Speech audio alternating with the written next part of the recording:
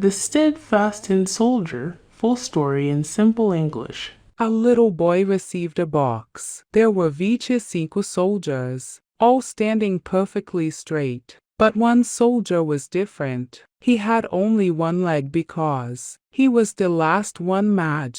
There was not enough tin. The one-legged soldier stood on a table with all the other toys. He saw a beautiful paper dancer, a small castle. She was also standing on one leg, with her other leg held so high that the soldier could not see it.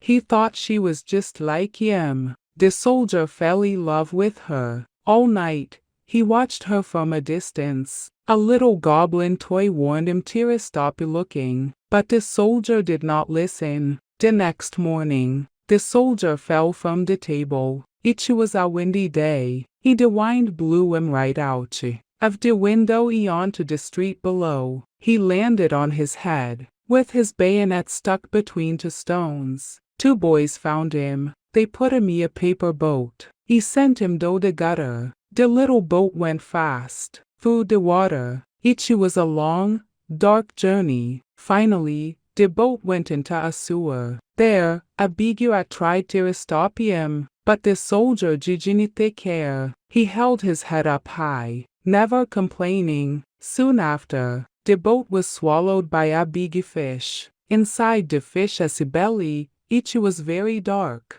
but the soldier remained still brave. The fish was caught and sold. A cook at the boy's house caught up in the fish. What did she find? The tin soldier. He was returned to the boy. He placed back on the table, right in front of the little paper dancer. He was so happy to see her again. Just then, a little boy grabbed the tin soldier and threw him into the fireplace fire. The soldier started to melt. He was very hot, but he stayed strong. He looked at the dancer one last time. Suddenly, the door opened. A draft of air blew the paper dancer right into the fire. Next to the soldier, she instantly burned up.